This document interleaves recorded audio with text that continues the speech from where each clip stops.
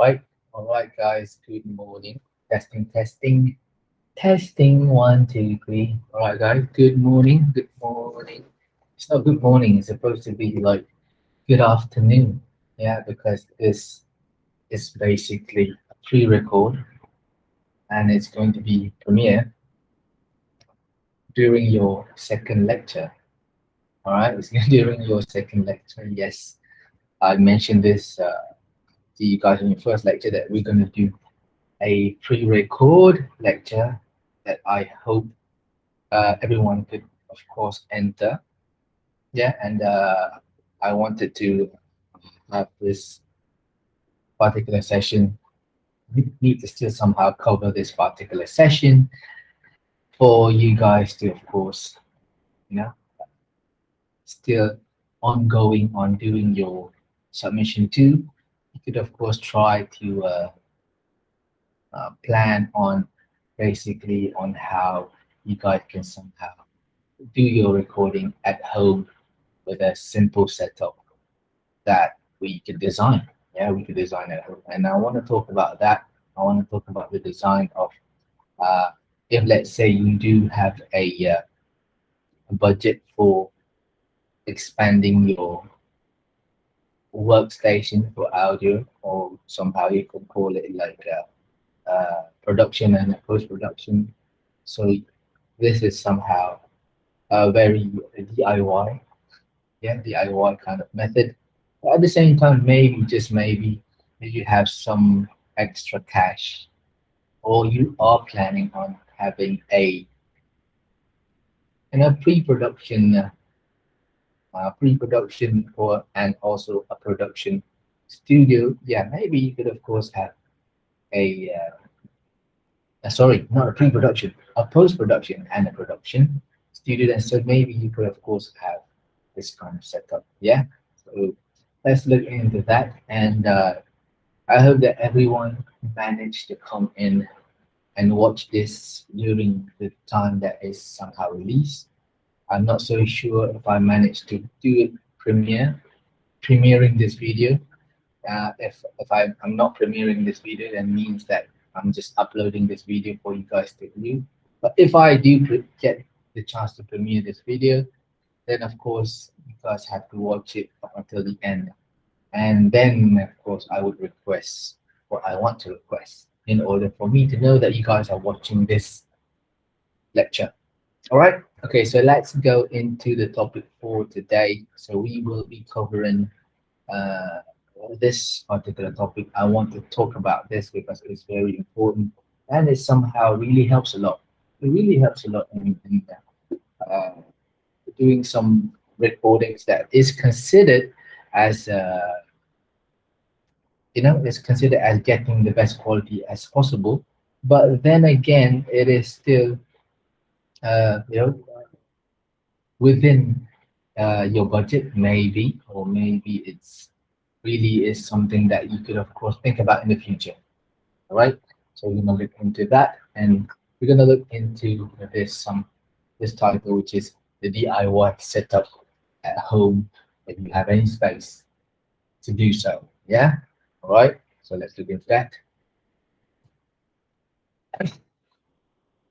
So how to turn a closet into a DIY soundproof. Your closet, if you do have a closet, then yeah, let's try and explore if let's say you guys can of course change the whole closet into your soundproof.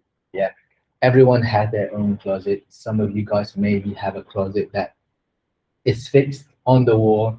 Some of you guys maybe have closet which is an extra room, all right, another room, small room, whereby you do it, whereby some families would, of course, store all of the laundries in there for them to, of course, do the ironing of the shirts and everything, so that they have a specific room for it. Maybe some of you have it, just a closet, like, a mobile closet that you can move around. Yeah, it depends on each and every individual. Yeah, but then, of course, we wanted to try and change that into a sound booth, means a sound recording mobile sound recording if we can move it. Yeah. So we're gonna try and see whether we can achieve that. Yeah. But I don't want you guys to be like in a position where it's not comfortable to do the recording in there. Yeah. So if it's comfortable enough, then maybe you can choose that specific room or that specific closet in order for you to do the recording. And let's just see what you guys need to somehow have inside the closet. Yeah. So do you need high quality voiceover on a limited budget? No problem. Here's how you can turn your closet into a DIY sound booth. All right. There will likely come a time when audio needs to be performed beyond what's captured on set on the or location. So additional audio comes in many forms of soundtrack. We talk about soundtrack, sound effects. We talk about that as well. Voiceover, you guys have been doing it. Narration and even ADR. We'll talk about that as well. Usually, the soundtrack and sound effect are purchased for your project or created by a sound specialist. But when it comes to voiceover, ADR, most filmmakers or video producers are on their own.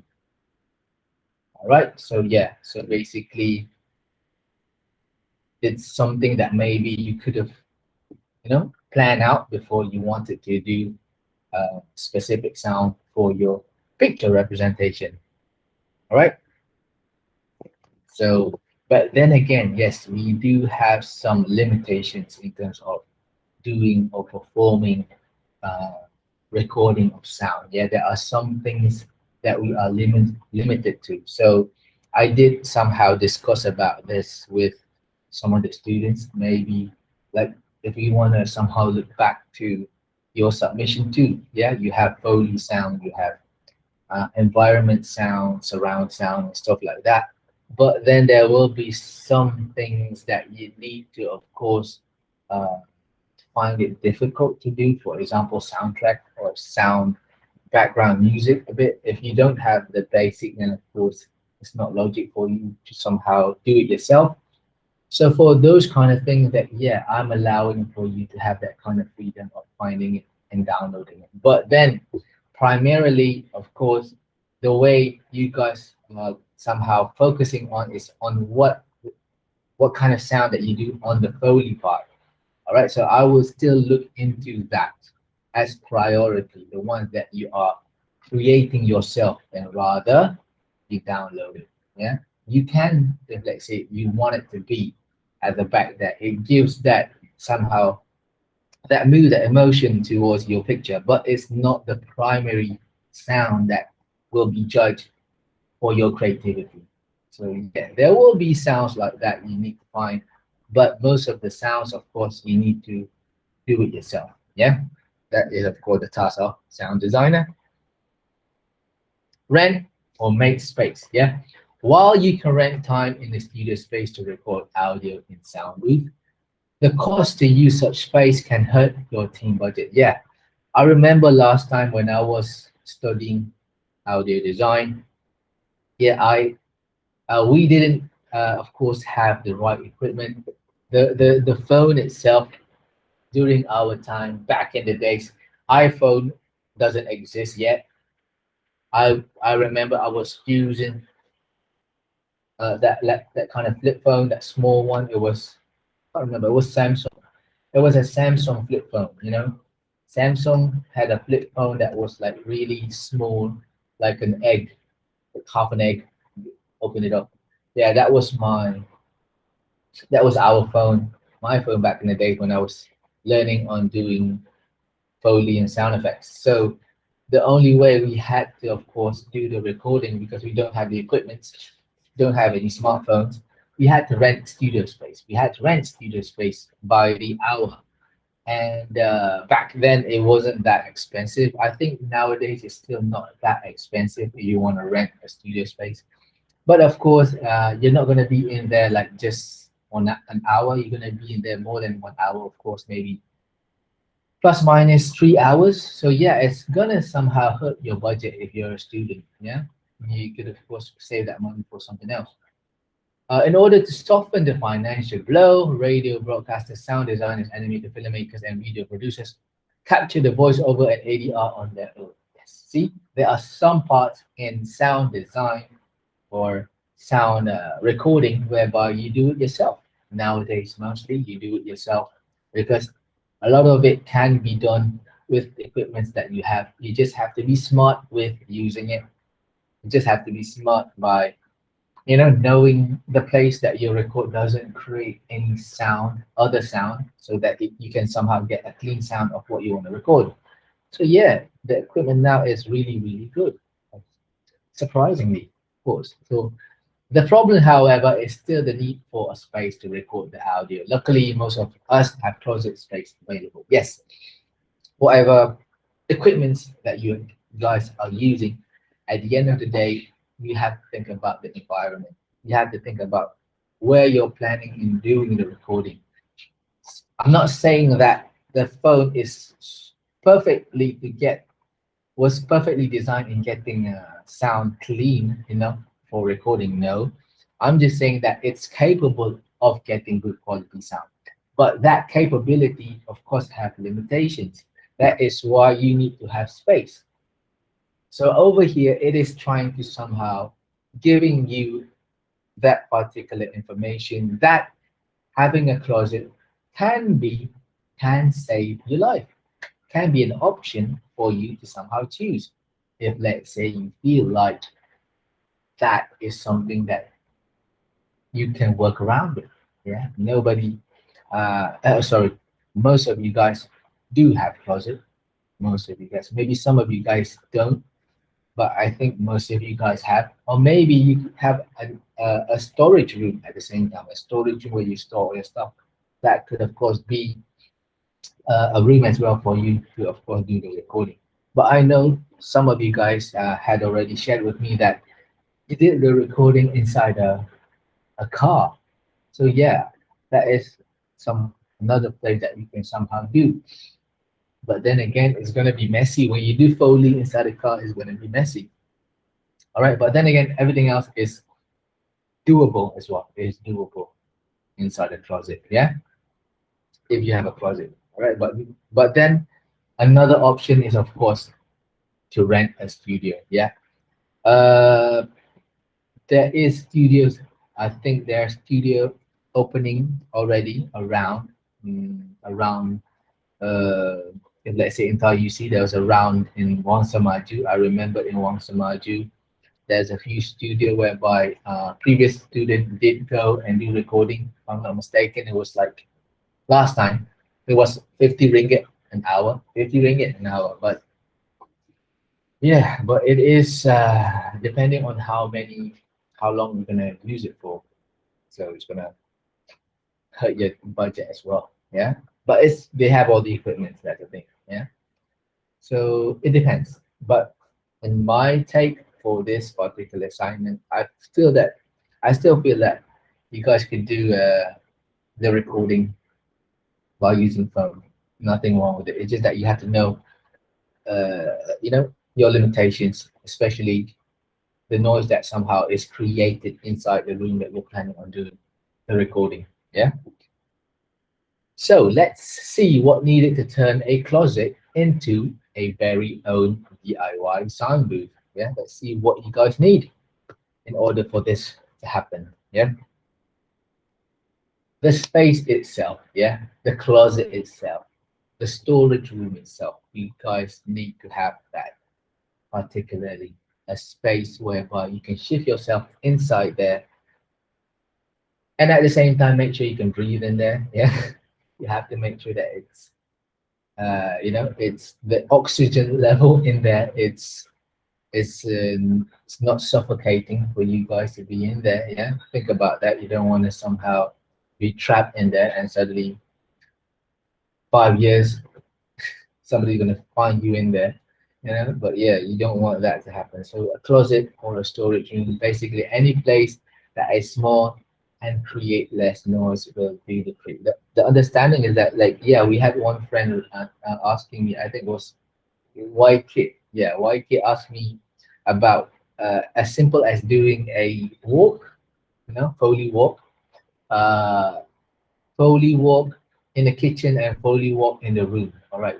So in terms of sonic environment in the room and in the kitchen, yes, it's totally different. Yeah. But then as a Foley designer, we want to create or record a clean sound of the work. That's important. You need a clean sound because the environment later on you can record it in another track. You can somehow record that room tone of a kitchen and a room tone in a, let's say, in a room like a bedroom. Then of course you can layer it with that particular walking track. So the reason why you need to have a closed space in doing the recording is that we try to eliminate as much noise as possible. We try to eliminate that so that we get the best and of course the cleanest sound in order for you to have that, that freedom in terms of playing around with the sound itself in your editing. Yeah. So if that sound is already damaged, if that sound is, somehow rises to its peak level, so it's unusable. So that is why we need this kind of space for you to have that freedom. All right. Let's continue on. The very first thing you need is space. You can use a hall closet, a linen closet, or a pantry for the space. A pantry, if you have a pantry, yeah. A closet beneath stairs is a great place to start as well. If you, maybe some of you guys have a storage room under your stairs, like the movie in, what's that movie? Harry Potter. Harry Potter has this particular room. He lives in that particular room down the stairs. Some of you guys have it, maybe not all of you. Yeah, you can use that because it's very small. I have it in my house as well, under the stairs, but I store a lot of stuff in there. So yeah, I cannot use it. And the door is like really low, so it's kind of suffocating. If it's suffocating, then don't do it. Yeah, but if it's workable in somehow being in there feeling okay, then yeah, maybe so can be a place for your recording. No need for anything huge, just enough space to fit one person comfortably. Yeah, actually, it's just one place to person to be in there, especially recording your voice. If you're planning on recording your voice, yes, just one place that's comfortable enough is enough.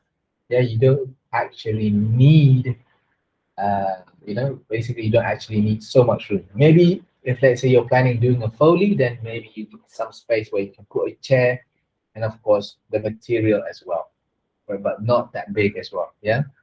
So it depends. If you have a small room, they can put stuff, they can put chair, you can walk around a bit, it's enough. But if it's just for a voice, just one person in there, that will be enough. Yeah. So make spatial adjustments. If let's say you need some adjustment needed there, just do some minor adjustment. Yeah. Need some tweaking on the place that you are about to do the recording. If needed, yes. If it's not needed, just need to clean it up, then just do the cleaning. I think that it would be just fine. If it's just cleaning, it will be just fine. So once the space has been decided upon and cleared of all clutters, you're likely to need to make some adjustment. You may have to remove shelving or rack in order to maximize the space. You definitely want your surface to be flat for the next step, which is soundproof. Yeah. If let's say you do have a room, yeah, that you're planning on doing the recording, if there is a lot of a lot of shelvings or something that would somehow be a burden for you to move around, then maybe you need to somehow bring it outside. But if the shelf is not going to disturb you, then just leave it there. Just leave it. You just maybe move some stuff, which is maybe going to be a danger for you when you're inside there. But if it's not, then it's okay. All right. But if you do have a room whereby there's no shelf, it's just wall, flat surface, that is even better because it's gonna be something that's of a soundproof. Okay, guys, give me about 2 minutes. 2 minutes, yeah. I need to pick up some stuff. for a while. I'll be back. I know that this is recorded. I'll be back. 2 minutes. All right. Okay, guys. All right. All right. Sorry about that. I need to pick up, just picking up some stuff just now. All right. So where were we? We are at the, yeah, we will need to, of course, make some space in terms of doing the sound booth. And of course, if let's say there is some paddings, sorry, there is some flat walls, surfaces on the walls of that room or that closet, it will be better. Because the next thing is, of course, we're going to do some soundproofing. Yeah.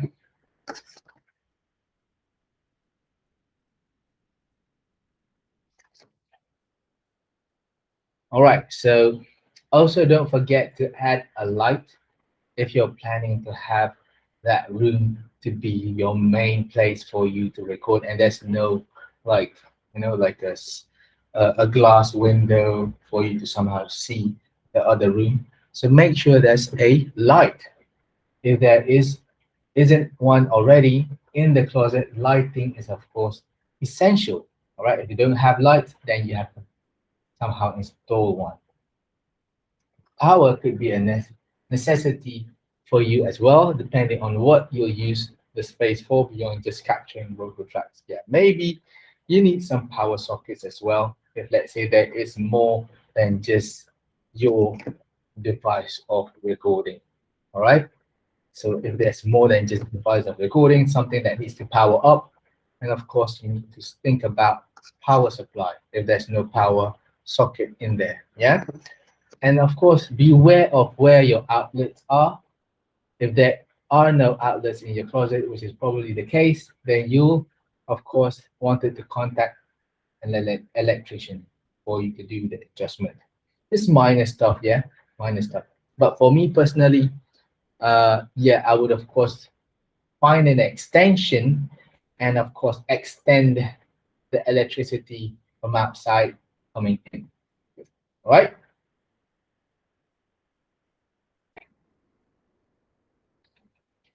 Number three, guys. Number three, it is the soundproof of the space. This is basically like a sci-fi movie. What you guys are seeing is basically like a sci-fi movie, the image itself. But I don't know if you guys have already seen this kind of material. Yeah, this is not pyramids. This is not an aerial view of sci-fi world of pyramids. No, this is basically the material that people use for soundproofing.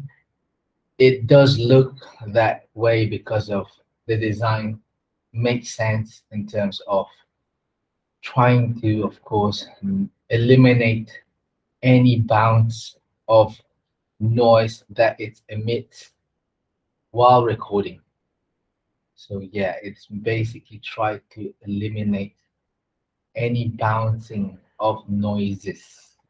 So whatever noises or whatever recording that is done inside the room, it doesn't go back into the mic. And at the same time, whatever sound that has been recorded in the room cannot be cannot be heard outside of the room as well. Somehow the sound is vacuumed. So that is basically the concept, yeah. We're soundproofing the space. All right. So if anyone suddenly were to somehow scream inside that room, maybe the people outside would find it very difficult to hear. So kind of pros and cons, if let's say something were to happen. But then again, we just focus in terms of recording, and hopefully nothing bad will happen, and yeah, we'll get the best sound. Of course, yeah.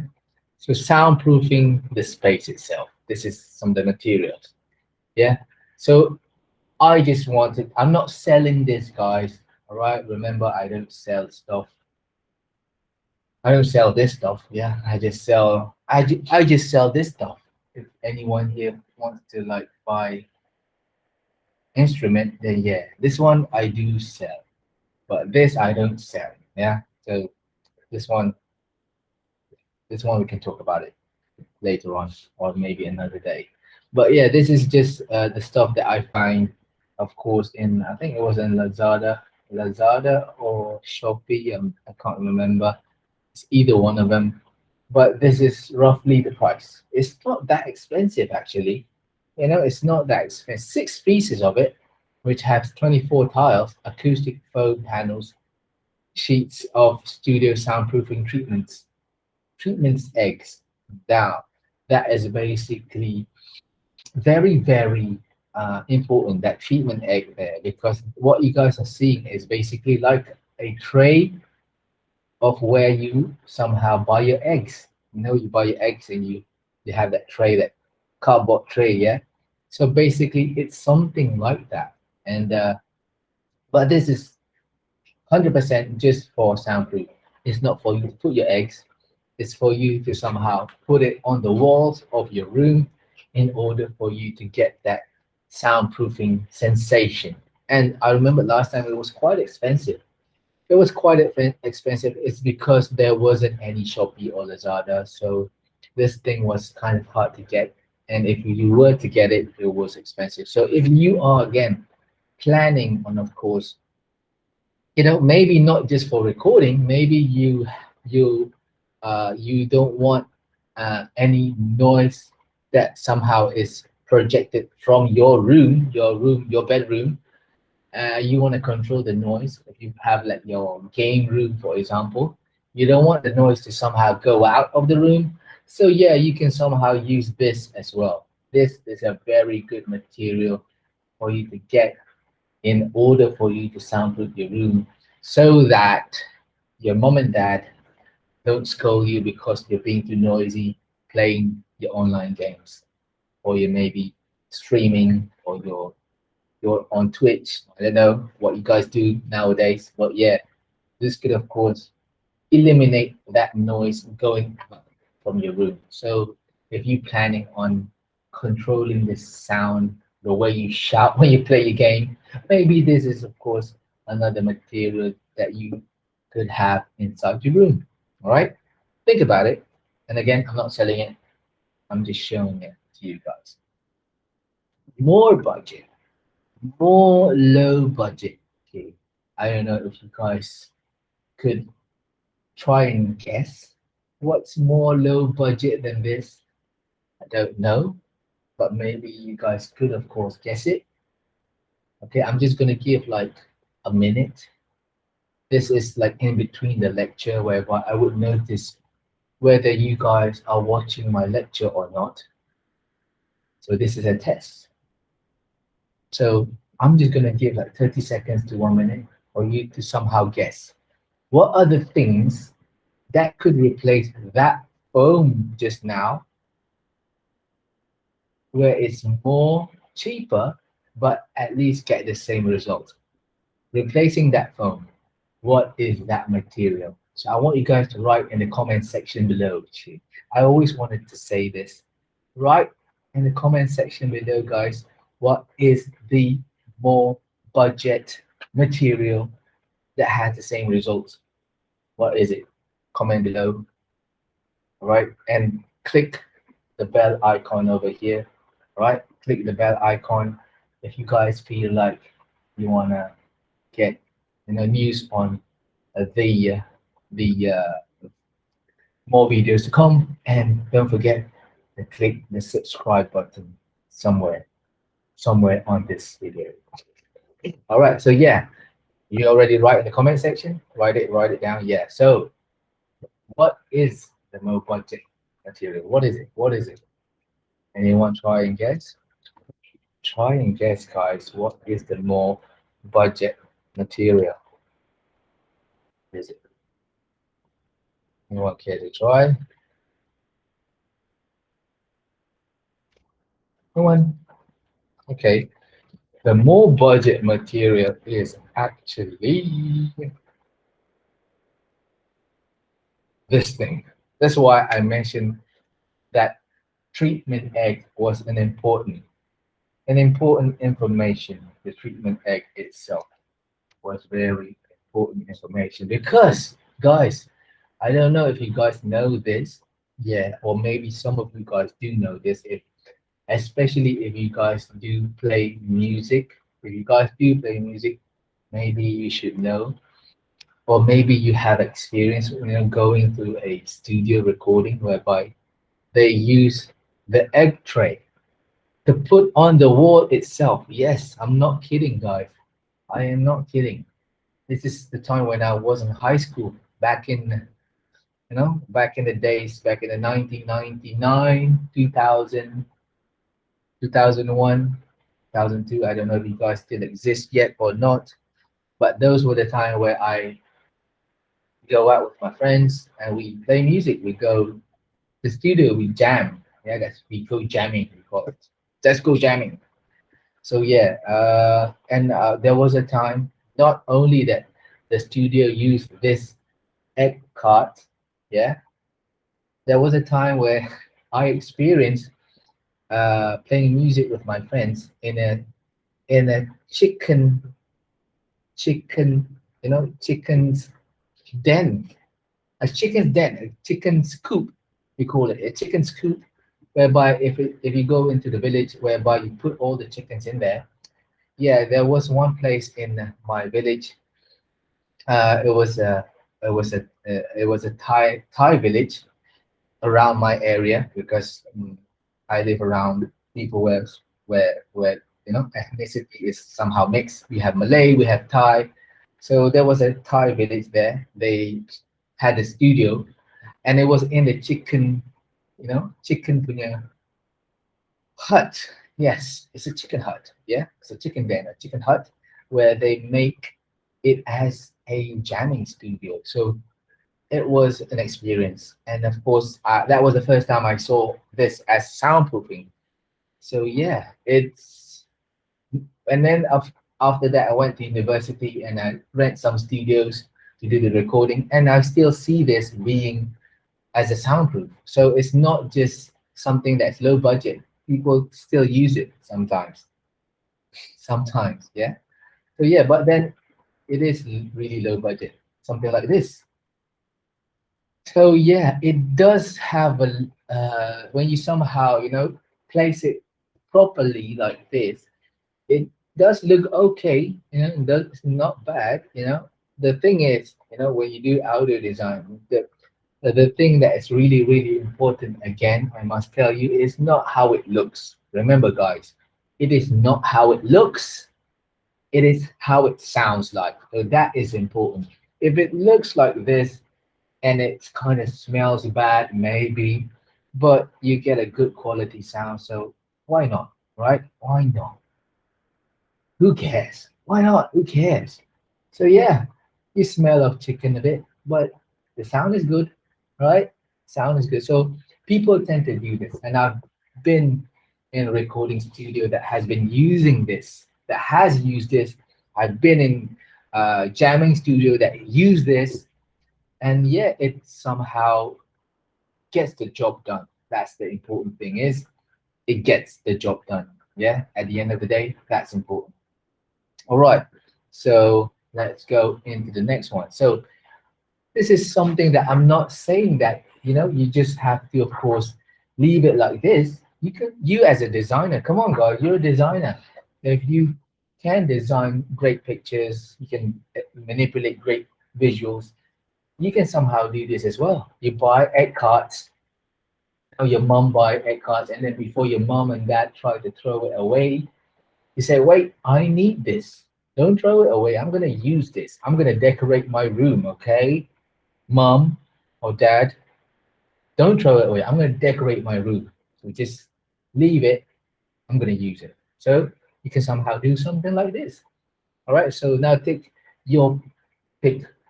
Of course, which one? Is it on the left one? Is it on the right? I really prefer the right one, of course. The right one looks really, really nice. You didn't somehow aware that it was from an egg cart itself. But when you somehow frame it like that, it looks very nice. It looks something that you can accept. And at the same time, it still gives that soundproofing.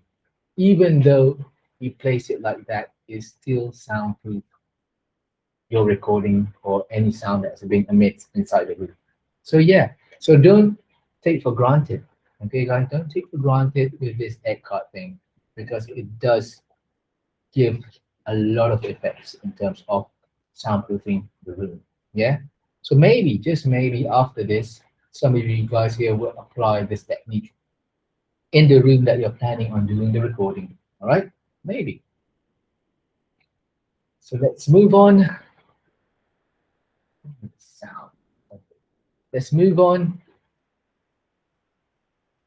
to one soundproofing solution is a blanket. Yes. I remember in our first week of class, some of you guys mentioned about some of the lecturers told you guys on recording sound inside a blanket. Yes, that is not something to joke around with. Yeah, sometimes by using that kind of method in doing a voiceover, maybe, yeah, it works. It's nothing, no problem with it. Using blankets to soundproof yourself. But if it's just something that's from your voice, yeah, maybe it's okay. But if it's Foley where you want to record material like this, then I don't think that is suitable to use inside the blanket. It's going to be very complicated. Yeah, so you need to move about. This can be either a sound blanket, all right, or a packing blanket that you can purchase at any hardware store. Yeah.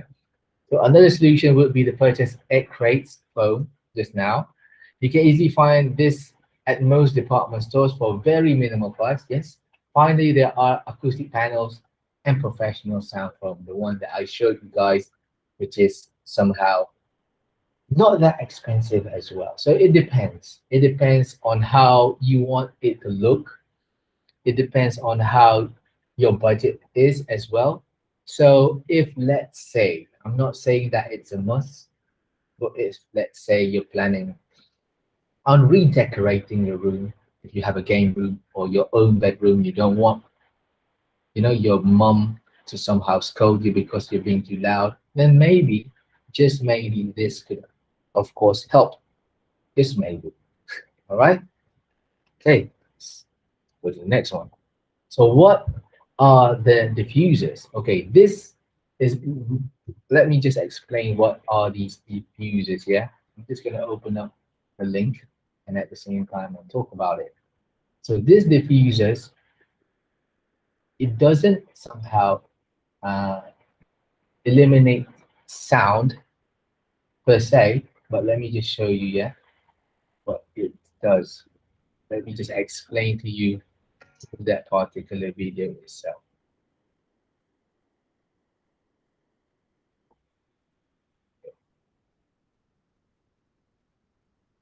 I'm just going to show you with a picture.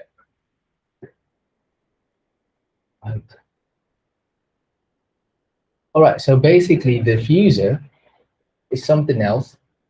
And this particularly, the objective of having diffuser is not like the panels that we were talking about just now.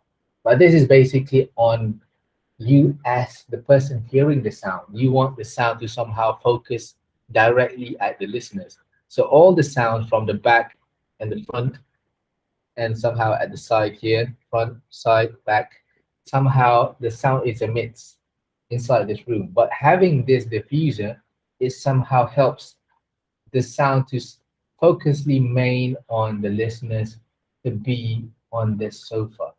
Yeah, so you get like 100% experience of the sound by having this diffuser.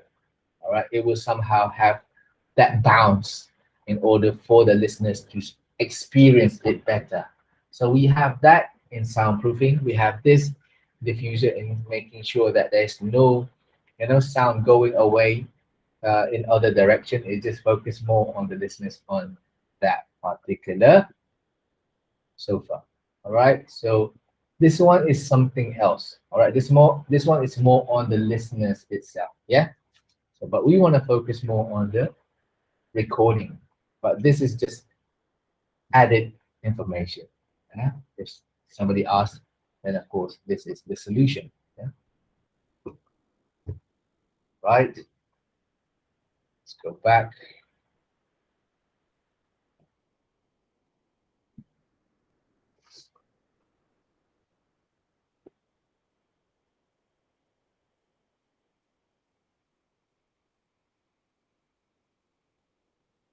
Right.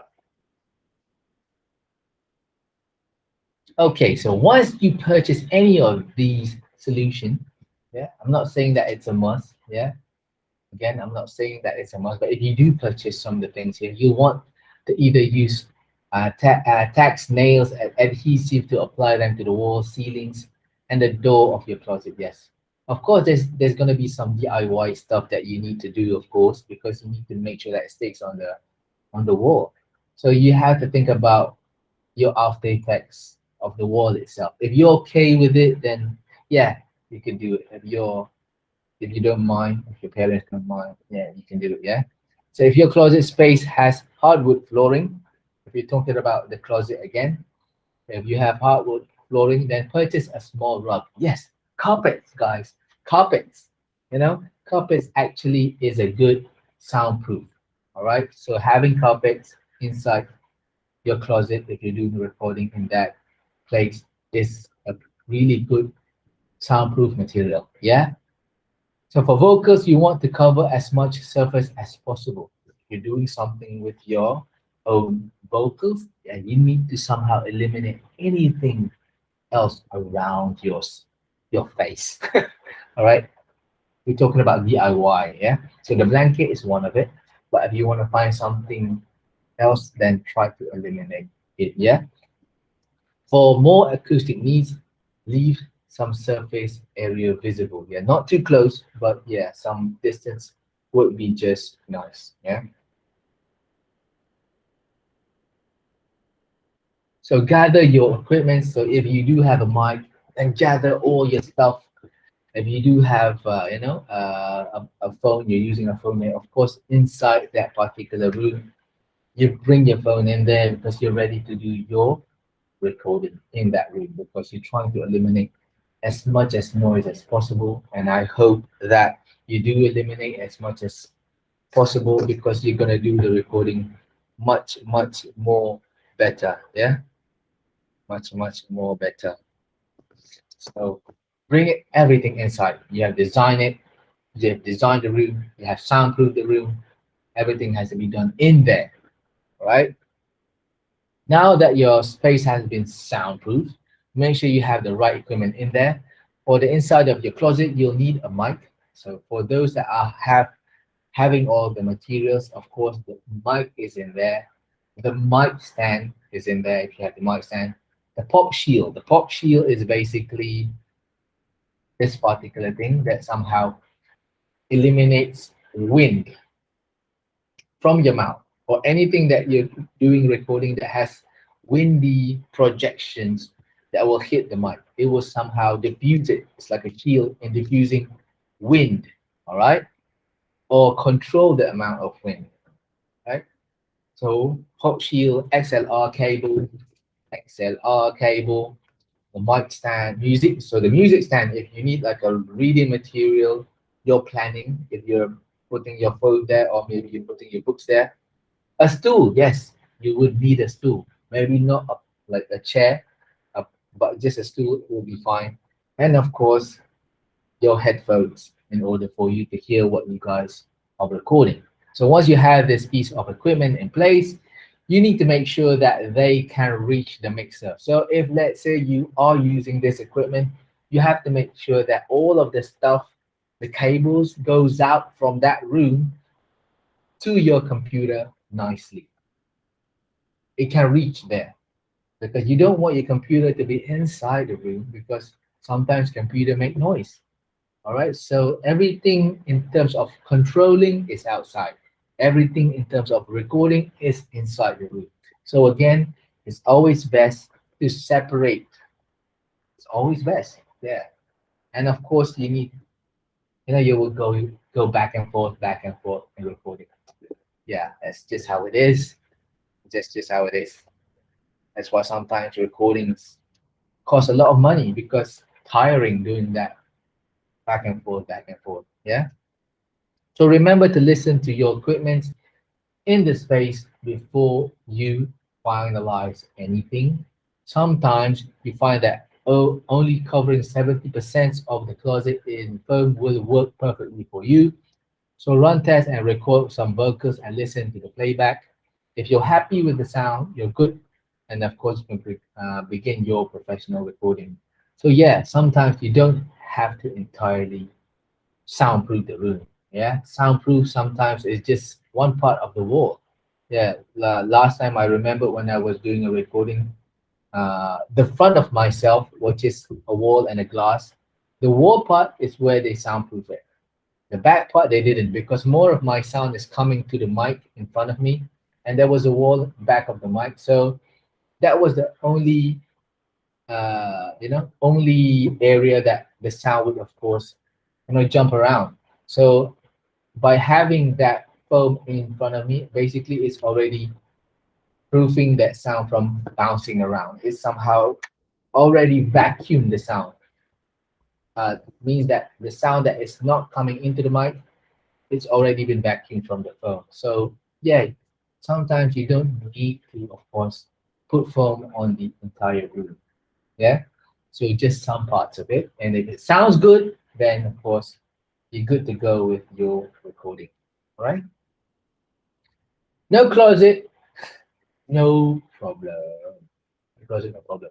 What if you desperately need a sound booth, but you just don't have the available closet space at all? Fear not, a sound booth doesn't have to be a closet specifically. All you need is four wall, one with a door and a ceiling. So yeah, coming back to some of you guys here, if you do or have already been using your car, that is basically one of the place. Surprisingly, it's basically one of the place. It's just that sometimes you just have a small car, you have a bigger car. Yeah, that could somehow give some of you freedom and some of you not so much freedom. Yeah, but then again, that is for me. To be frank with you guys, that for me, uh, doing it inside a car is it's okay. In terms of recording your voice, it's okay. But Foley, I still feel like you need to have a proper room. Yeah, a proper room because it's gonna be messy in a car. It's gonna be a bit messy if you do it in a car, right? So yeah, but there is a solution, but this one is not considered as low budget, yeah. But I just want to share with you guys, this is what people are selling nowadays. They are selling a mobile sound recording rig. It's mobile.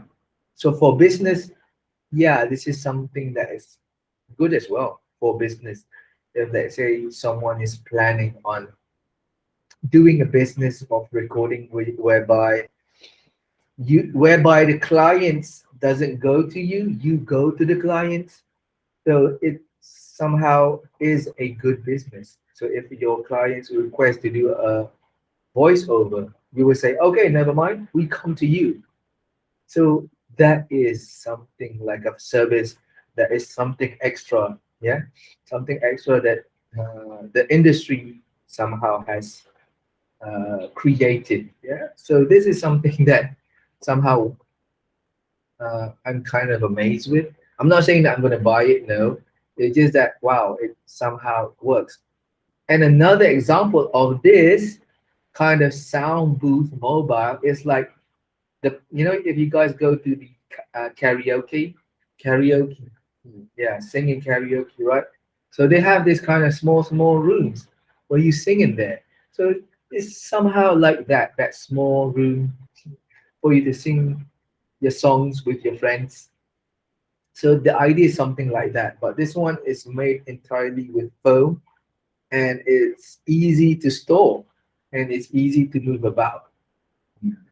So something that, of course, the industry of audio recording are, of course, looking into, which is somehow not bad. Yeah, not bad. There are pre-built sound booths available out there that works perfectly. However, if you are the type of person that likes to build and customize, if you are the DIY kind of people, then you want to check at the time-lapse video below from Conrad J. Yeah, this one I want you guys to somehow have a look. Simple yet function. If you just don't have the time or resource to build a large-scale sound booth, then a possible solution is purchasing or making a small portable sound booth. Yes, this is something that I want. Maybe some of you guys could, of course, do. Maybe again, guys, it's not a must. It is something that I want to share. I just want to share it. Maybe some of you here wants to do it because it will be something that's very good, not only for my subject but maybe for your FYP in the future if you're planning on doing animations, if you're planning on doing video. So this maybe could help a lot for that as well, not just for my subject, for that as well. Yeah. So what I wanted to talk about is this particular DIY sound booth. Yeah. So let's have a look at this sound booth.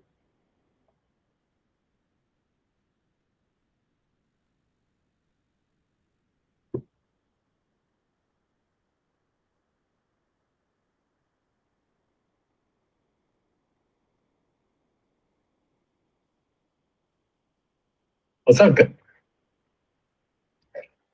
Share it with you.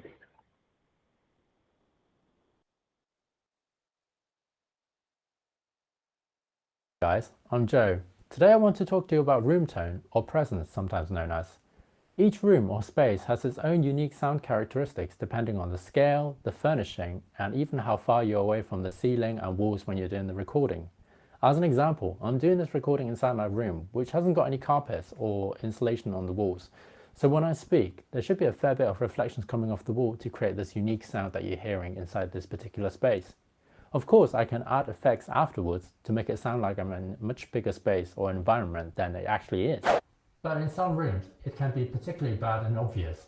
Like I'm inside my kitchen now, which hasn't got any carpets and all the walls are tiled. So there's a huge amount of reflections coming off the walls when I speak. And compared to my living room, with the carpets, sofas and curtains, the sound characteristics of this particular room should sound different once again. Now normally I do my voiceover recordings using my trustworthy Blue Yeti microphone. It sounds excellent as it is, but I thought maybe I could try and improve the sound quality just that little bit more by building a portable sound booth. Let's start by taking a look at what we need to build this portable sound booth. I've looked at different YouTube videos for inspiration and came across many different DIY style projects.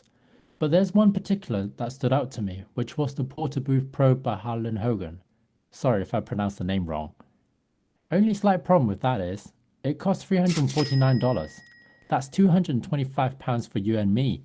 That one has extra cutouts for microphone stands, carrying straps, LED lights, but there's no way I can afford to pay over £200 for that. And there isn't one around for me to try out, even if it is that good. There are many different sizes and shapes of acoustic foams that you can get on the internet. I found these on eBay. They measure 380 by 380mm and has a thickness of 30mm. They come in a pack of 6 for a total price of £20.50 including delivery. I chose this particular one because it matched the box that I was going to use, saving me to cut one of the corners. The reason why I was inspired by the Portabooth Pro was because it looked kind of like one of those IKEA Drona boxes, which I have a spare one. But even if I were to buy one, they only cost £2.50, meaning that my total build cost will come to £23 instead of £200, almost 10 times less.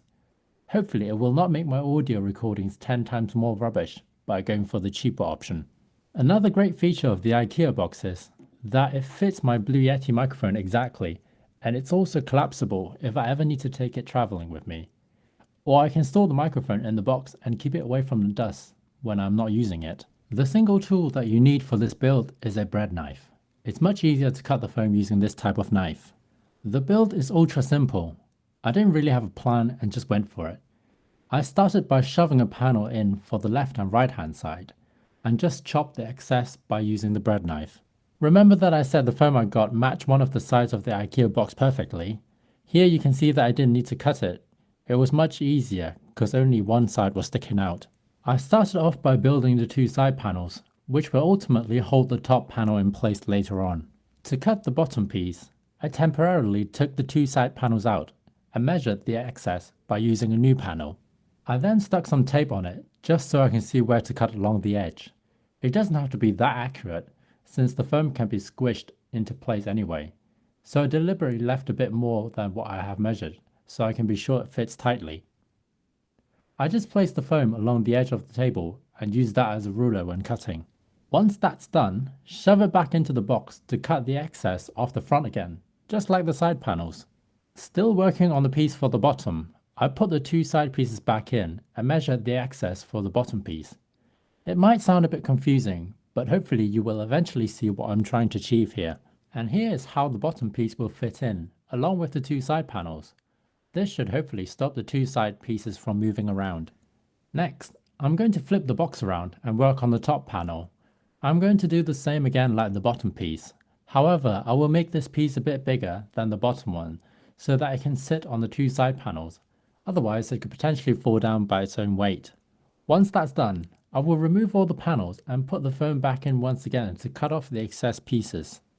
The top panel is now complete, but we need to cut a small bit on both of the two side panels to make them fit because of the increased thickness from the top panel. It should be fairly obvious how much to cut off if you simply place it against the other pieces, then just cut the excess off. We are almost done at this stage. All we need to do is grab another new piece of acoustic foam and place it against the four completed sides. Place it against the front, measure or just trust your eyes and start cutting away.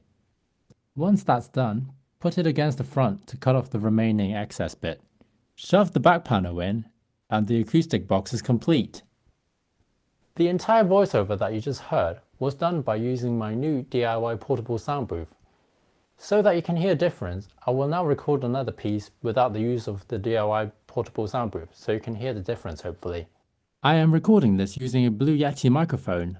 The volume has been set around halfway mark point, and that's not going to change. I am using it inside my new DIY portable soundproof. Hopefully you will be able to hear the sound difference when I take it out of the box. This is the same recording. I haven't stopped it or paused it or changed the volume. It has been placed on the desk outside of the booth. Hopefully you will be able to hear the sound quality difference being placed outside of the sound booth. I can see on the screen that it produces a little bit more noise. I think it's picking it up from the desk, even though there isn't like fan or hard drive noises coming from the computer, but the microphone is so sensitive that I can see a tiny little bit of noise floor. So what I'll do is I'll just be quiet for a moment to see if you can hear it.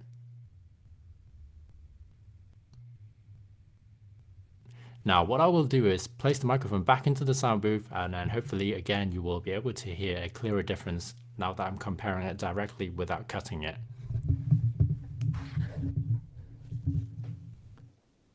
Now the microphone has been placed inside the booth again, so hopefully you will instantly notice how the sound is much cleaner or tighter, not sound too much like it's been placed inside a box, which some people have commented on other videos. But personally, I think it makes quite a bit of a difference to the sound and definitely reduces like the computer noises that it picks up before. And hopefully this is a nice little cheap DIY project for you guys. And here's my conclusion. I think the DIY portable soundproof worked really well considering how cheap it was and easy to make. Hopefully you can tell from the recording and comparison that I just did that when the microphone was just inside the box, it's not much cleaner, tighter, without sounding too much like it was inside the box, and still give it a nice, clean, deeper sound to the window compared to when it was outside and you just simply play it on the desk. So it makes a lot of the hard vibrations from the computer, and it's just thinner, which I didn't really notice beforehand because when I bought the BHMD microphone, I thought it sounded great straight out of the box, and it never really took notice of how the room reflected on the sound. But then it suddenly dawned on me that there was reflections coming off the walls, and I think, especially comparing it now with the microphone placed inside the box with the acoustic foam inside, it really makes quite a bit of difference, and I really like it because, again, this was such a cheap little DIY job and it doesn't really take up any space, and I can actually keep my microphone protected inside it when I don't need it. So all in all, I think it was a great success, and if you like it, so hopefully this will help you to make your own version, but some people might not like the sound.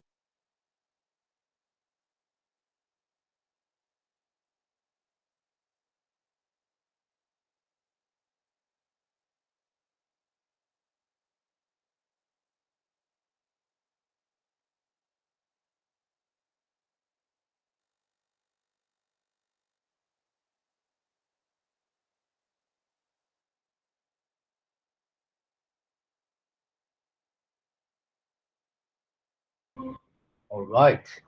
Hello, hello. Yes. So we are back. So yeah. So basically, what you guys just saw is at the end of it, basically it's a very, very low budget DIY portable sound booth. It's used with some equipments from IKEA, the shelves, and of course the foam itself. But that then of course they need to do some DIY, some cutting of the foam in order for you to of course be placing it on that particular box. But then again, you can somehow hear the results. You can hear the sound qualities is somehow different, far more different than the usual microphone without that foam. Yeah. So if you guys are planning on doing that kind of setup, yeah, it's not that expensive actually. Yeah, it's not that expensive. And what you can do in replacing the mic, you can put your phone in there inside that, and of course record your sound far more better. So yeah, that could of course be an option. Yeah, an option for you guys to maybe have for yourself, not only for this specific subject, but also for your upcoming subject that has to use sound recording. All right. So yeah, that is about it for today, guys. This so-called Premiere pre-recorded YouTube video, but I'm not so sure if it's Premiere just yet. You guys just wait to you guys just wait on the release itself. I cannot say that it's today or tomorrow or the next day, but just wait for the release, yeah, which is on a Wednesday, which is of course right now because you're watching it. All right. So yeah, so that is just about it for today. And I hope that you guys take the initiative to get the best quality sound for your submission too as well. Because it's Foley, you need to think about the quality sound.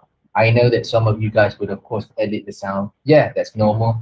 But then the raw file of that sound has to be really, really good before you do the editing later on. All right.